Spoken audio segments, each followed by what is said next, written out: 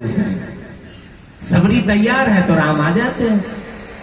सबरी बिल्कुल शिष्य बन गई है, ऐसे नहीं कर रही सबरी के भाई हम ओम नमः शिवाय जप रहे हैं, शंकर जी को जल चढ़ा रहे हैं। हमने सुना है कि शंकर जी को जल चढ़ाने से है ना कैंसर ठीक होता है।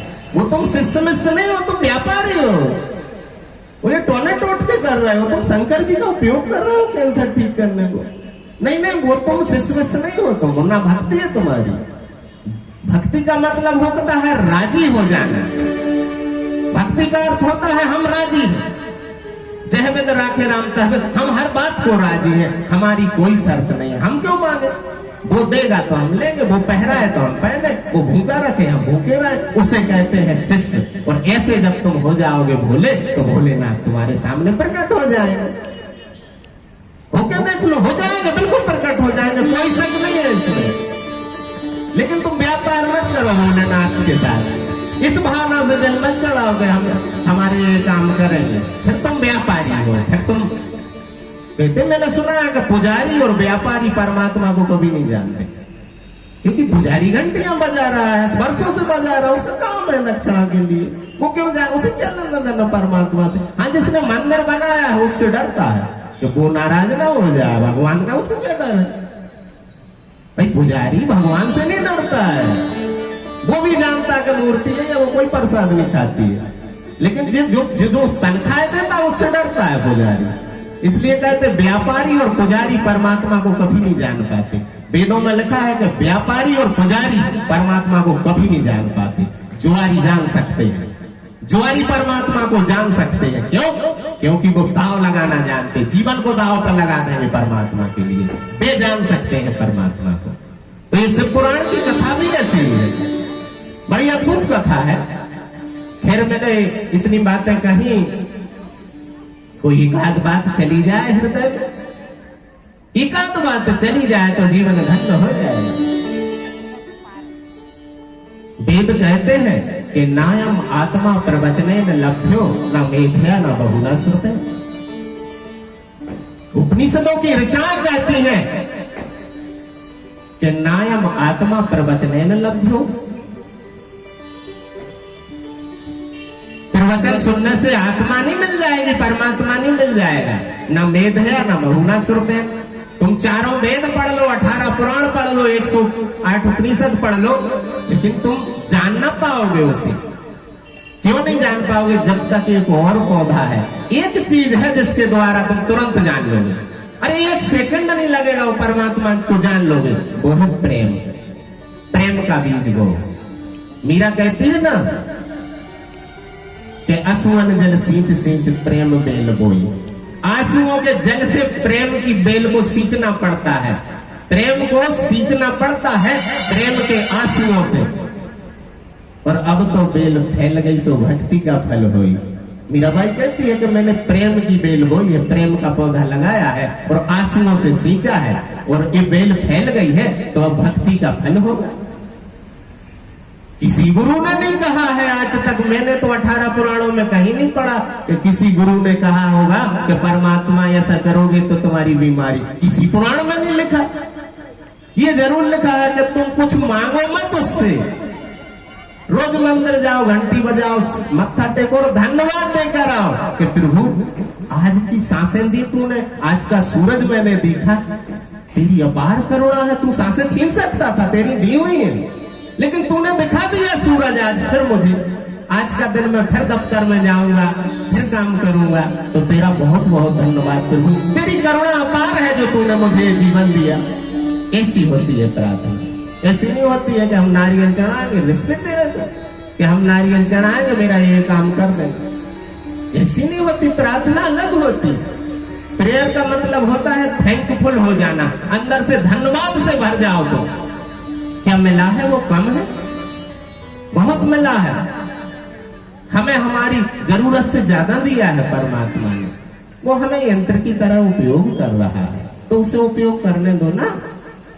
यदि हम उसे बता दें, मैंने सुना है, मुझे प्यारी लगी वो बातें कि जब जीसस को सूली पर चढ़ाया गया, ईसा मसीह को, और सूली पर जब चढ़ाया गया और खीले ठोकेंगे उनके हाथ में, जब हथौड़ी से खीला ठोकी गई तो ईसा मसीह ने एक बात बोली थी कि हे परमात्मा ये क्या कर रहा है। एक बात बोली उन्होंने कहा हे परमात्मा ये क्या कर रहा है, मैंने खीला ठुकवा रहा मेरे हाथों में। पर दूसरी बार आंसू आ गए आंख में, बोले क्षमा करें प्रभु, बहुत बड़ा पाप हो गया। मैं कौन होता हूं तुझे बताने वाला, कि मैं तुझसे बड़ा थोड़ी हूं कि तुझे बताऊं क्या करना चाहिए क्या नहीं करना चाहिए। बहुत गलती हो गई भगवान, कर खीले ठोकवा ले, तेरी मर्जी है, मुझे आनंद आ रहा है, तेरी खीले भी फूल है मेरे। तो प्रार्थना का मतलब होता है कि हम धन्यवाद, अगर हमारे ऊपर दुख का पहाड़ टूट जाए तब भी हम धन्यवाद से भर जाएं, उसे बोलते हैं भक्ति, उसे बोलते हैं प्रार्थना। और अब हम प्रवेश करेंगे शिव महापुराण में। ये बात भी ध्यान रखना, सत्य बहुत कड़वा होता, नीम से कड़वा। सत्य बहुत कड़वा होता है, नीम से कड़वा वो होता है सत्य। और बिल्कुल पूर्ण सत्य आप सहन नहीं कर पाएंगे, कभी सहन नहीं कर पाएंगे, धरती फट जाएगी, पूर्ण सत्य सहन नहीं कर पाएंगे। गीता में भगवान श्री कृष्ण ने अर्जुन से जब बोला तो चकरा गया था अर्जुन भी। उन्होंने एक ही तो बात बोली है कि न दत्त कश्चित् पापम न चैव सुकृतम विभु अज्ञानेन आवृतम ज्ञानम तेन मोहयन्ति जन्तवः। अर्जुन को चक्कर आ गया था, गिर गया था रथ से कि ये क्या कर रहे भगवान। इस श्लोक को समझना, 13वें अध्याय का श्लोक है गीता का। न दत्त कश्चित् पापम न चैव सुकृतम विभु अज्ञानेन आवृतम ज्ञान तेन मोहयन्ति जन्तवः। ना कोई पाप होता है अर्जुन, ना कोई पुण्य होता है, ना कोई ईश्वर है, ना कोई भगवान नहीं है, सभी अज्ञानी मोहित हो गए। ये बात बड़ी गौर समझने जैसी। अर्जुन ने कहा भगवान नहीं है, फिर आप क्या कह रहे हैं, और ना कोई पाप है ना पुण्य है। अब आगे गीता में पढ़ लेना, फिर उसका जवाब क्या दिया, फिर नहीं तो गीता ही की कथा हो जाएगी शिव पुराण में। तो शिव पुराण में प्रवेश करते हैं थोड़े हम। हमने संध्या की चर्चा की थी। कल मैंने कहा था कि ब्रह्मा अपनी बेटी पर मोहित हो गया था। सृष्टि को जो बनाने वाला है वो अपनी पुत्री के पीछे भागा कामासक्त होकर। तो सृष्टि का रचयिता ब्रह्मा और अपनी पुत्री के पीछे भागता है कामासक्त होकर। गौर करने वाली बात है। लेकिन उस संध्या का क्या हुआ, उसकी कथा रह गई थी कल, उस पर थोड़ा प्रकाश डालेंगे। जो संध्या थी ब्रह्मा की बेटी, वो जाती है भगवान शिव के पास। अब शिव ऐसे थोड़े के कहीं आपस में बैठे के घंटी बजा और शंकर जी के पास। उसने 100 वर्ष तक तप किया संध्या ने। ब्रह्मा की पुत्री संध्या, जिस पर ब्रह्मा स्वयं मोहित हो गए थे, उसने 100 वर्ष तक तप किया। और तप किया तो भगवान भोलेनाथ और पार्वती प्रकट हो गए संध्या के सामने। बोलिए उमापति महादेव की। तो मां पार्वती ने कहा कि पुत्री तेरे तप से हम प्रसन्न हैं, बोल क्या वरदान मांगती है। तो संध्या बोली कि प्रभु, ब्रह्मा ने जब सृष्टि बनाई तो ऐसी सृष्टि बना दी है उन्होंने कि बच्चा जन्म लेते ही जवान हो जाता है। पहले ऐसे नहीं होते थे, अभी जैसे बच्चे पैदा होते ही जवान हो जाते थे। तो संध्या ने कहा प्रभु एक काम करें, यौवन बना दे, आयु को पार्टों में बांट दे, थोड़ा विभाग कर दे। तो भगवान भोलेनाथ ने कहा ठीक है, मैं तुझसे प्रसन्न हूं। अब बच्चे के मतलब व्यक्ति जो जन्म लेगा उसके 4 चरण हो जाएंगे। पहला शैशव, दूसरा बालापन, तीसरा जवानी और चौथा बुढ़ापा। तो 4 भागों में शरीर की आयु को बांट दिया है भगवान भोलेनाथ ने। फिर संध्या बोली कि मेरे पिता ने मेरे साथ कामासक्त होकर जो व्यवहार किया है उससे मैं पापमय हो गई हूं, तो वो पाप मेरे कैसे मिटेंगे। तो भोलेनाथ बोले तू एक काम कर, चंद्रभागा पर्वत पर जा। चंद्रभाग पर्वत के नीचे से एक चंद्रभागा नदी बह रही है, तो उस पर्वत पर जाकर और तू तपस्या करती रहना। और फिर वहां पर एक मेधा तिथि नाम के ऋषि आएंगे और वो वहां यज्ञ करेंगे, तो तू उस यज्ञ के हवन में कूद जाना। और किसी को दिखाई मत देना। अदृश्य रूप में जाकर और उस हवन कुंड में तू प्रवेश कर जाना। तेरा शरीर जलकर राख हो जाएगा और तू पाप से मुक्त हो जाएगी, क्योंकि तेरे पिता ने तेरे साथ दुर्व्यवहार किया, क्योंकि तूने भी साथ दिया उनका।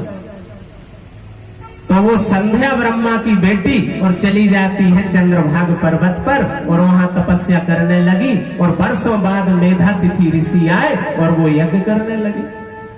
और उनके यज्ञ में जब वेद मंत्रों से आहुतियां दी जाने लगी, जब ऋचाएं पढ़ी जाने लगी, अंतरिक्ष गूंज गया ऋचाओं से, तब कहते हैं कि अदृश्य रूप से और संध्या जाके और हवन कुंड में प्रवेश कर गई। और हवन की उस आग से और उसका शरीर जल के और भस्म हो गया और स्वर्णमय भस्म हो गया। और उसकी चेतना जो थी वो चंद्रलोक को चली गई, चंद्रमा की रश्मियों के साथ आकाश मार्ग में विलीन हो गई। और संध्या, और जैसे ही यज्ञ का समापन हुआ तो यज्ञ की वेदी में उस सोने की तरह चमकती हुई एक कन्या प्राप्त हो गई मेधातिथि को। तो मेधातिथि ने उस कन्या को उठाया, गोद में लिया और कहा, इसकी कांति सोने जैसी है, इसका नाम संध्या होना चाहिए। अरुंधिति मतलब सोने जैसी चमक। तो उन्होंने नाम एक रखा उनका अरुंधिति। और फिर अरुंधति जब बड़ी होने लगी और जवान हो गई 16 वर्ष की, तो मेधातिथि ऋषि ने सोचा कि अब बेटी का विवाह करना चाहिए। तो मेधातिथि ने वशिष्ठ ऋषि के साथ उनका विवाह कर दिया। वशिष्ठ का तो नाम सुना होगा, भगवान राम के गुरु। तो उनकी पत्नी थी जो अरुंधति, वो संध्या थी ब्रह्मा की बेटी। और एक कथा आती है इसमें, इस पुराण में संध्या की कथा थोड़ी सी है। और ये तीक्ष्ण वाणी मेरी शायद झंकृत हो जाते हो कानों के पर्दे, क्योंकि मैं लोभपूर्ण भाषा नहीं बोलता हूं। लोभपूर्ण भाषा बोलना मेरा काम नहीं है, सत्य का उद्घोष करना मेरा काम है। और अब आप एक प्यारा भजन सुनेंगे और फिर हम कथा में प्रवेश करेंगे आगे। भोलेनाथ का कोई भजन सुनाओ मोहन भैया। हाँ।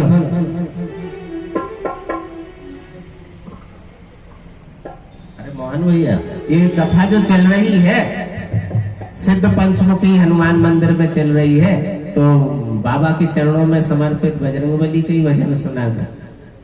छम छम नाचे जैसे वीर हनुमान। तो भजन सुनाएंगे। इसके पहले मैं बाबा के चरणों में 2 लाइनें समर्पित करता हूँ बजरंगबली के चरणों में। आपको पता होगा कि राधा नाचती है, राधा नाची है, मीरा नाची है।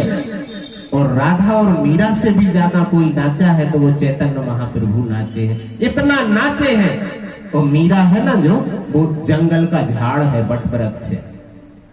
मीरा जंगल का झाड़ है, अनगढ़ झाड़ है मीरा जंगल का। और राधा है ना जो, वो एक फुलवारी है। और हनुमान है ना, वो राम रूपी गमले के पौधे हैं।